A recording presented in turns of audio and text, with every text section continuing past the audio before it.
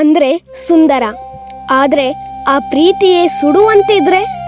ತನ್ನ ಗಂಡನ ಪ್ರಖರತೆಗೆ ಕರಗಿ ಹೋದ ಹೆಂಡತಿಯ ಕತೆ ನೀವು ಕೇಳಿದ್ದೀರಾ? ಇದು ದೇವಲೋಕದ ಸೂರ್ಯ ಮತ್ತು ಸನ್ನಾಳ ರೋಚಕ ಕತೆ. ಹಾಗಾದ್ರೆ ಆ ಕಥೆ ಏನು ಅಂತ ನೋಡೋಣ ಬನ್ನಿ.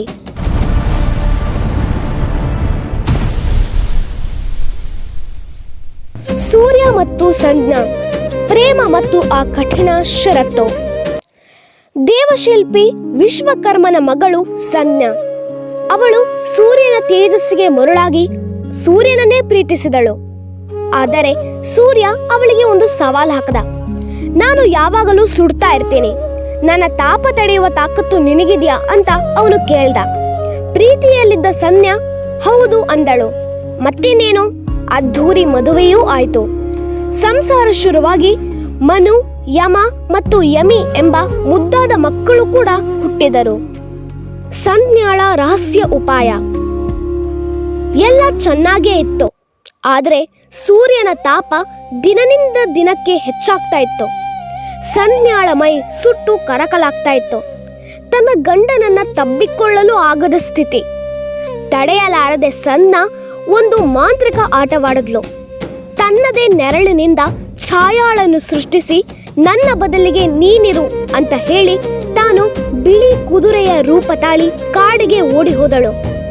ಕಾಡಿನ ನಡುವೆ ಆಕೆಯ ರಹಸ್ಯ ತಪಸ್ಸು ಶುರುವಾಯಿತು. ಛಾಯಾಳ ಅಸಲಿ ಮುಖ ಹಾಗೂ ಯಮನ ರೌದ್ರಾವತಾರ.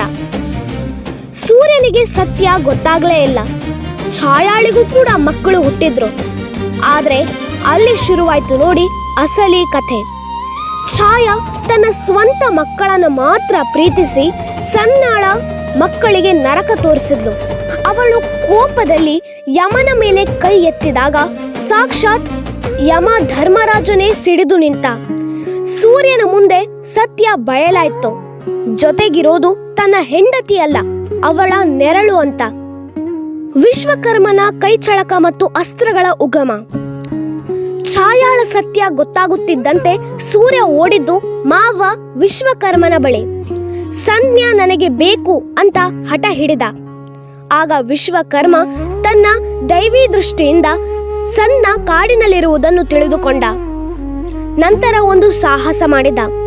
ಸೂರ್ಯನ 8ನೇ 1 ಭಾಗದಷ್ಟು ತೀವ್ರ ತಾಪವನ್ನು ಕೆತ್ತಿ ತೆಗೆದ. ಆ ಶಾಖದಿಂದಲೇ ಸೃಷ್ಟಿಯಾಯಿತು ಜಗತ್ತಿನ ವಿನಾಶಕಾರಿ ಅಸ್ತ್ರಗಳು. ವಿಷ್ಣುವಿನ ಸುದರ್ಶನ ಚಕ್ರ, ಶಿವನ ತ್ರಿಶೂಲ ಮತ್ತು ಇಂದ್ರನ ವಜ್ರಾಯುಧ. ಸುಖಾಂತ್ಯ. ಒಂದಾದ ಕುಟುಂಬ. ಕೊನೆಗೆ ಶಾಂತನಾದ ಸೂರ್ಯ ಕುದುರೆ ರೂಪದಲ್ಲಿದ್ದ ಸಂಜ್ಞಾಳನ್ನು ಮರಳಿ ಕರೆತಂದ. ಛಾಯಾ ಮತ್ತು ಸಂಜ್ಞಾ ಇಬ್ಬರು ಮತ್ತೊಮ್ಮೆ ಒಟ್ಟಾದ್ರು. ಮಕ್ಕಳೊಂದಿಗೆ ಅವರೆಲ್ಲರೂ ಸುಖವಾಗಿ ಬಾಳಿದ್ರು. ಪ್ರೀತಿಯ ತಾಪಕ್ಕೆ ಕೊನೆಗೂ ನ್ಯಾಯ ಸಿಕ್ತು. ನೋಡಿದ್ರಲ್ಲ ಸ್ನೇಹಿತರೆ, ಪ್ರೀತಿಗಾಗಿ ಸಂಜ್ಞಾ ಎಂತ ಸಾಹಸ ಮಾಡಿದ್ಲು ಅಂತ. ಈ ಕತೆ ನಿಮಗಿಷ್ಟ ಆದ್ರೆ ಈಗಲೇ ಈ ವಿಡಿಯೋಗೆ ಲೈಕ್ ಮಾಡಿ, ಶೇರ್ ಮಾಡಿ, ಮತ್ತೆ ನಮ್ಮ ಚಾನೆಲ್ಗೆ ಸಬ್ಸ್ಕ್ರೈಬ್ ಆಗೋದನ್ನ ಮರಿಲೇಬೇಡಿ. ಮುಂದಿನ ವಿಡಿಯೋದಲ್ಲಿ ಯಾವ ಕತೆ ಹೇಳಬೇಕು ಅಂತ ಕಾಮೆಂಟ್ ಮಾಡಿ. ಮತ್ತೊಮ್ಮೆ ಸಿಗೋಣ. ಅಲ್ಲಿವರೆಗೂ ನಮಸ್ಕಾರಗಳು.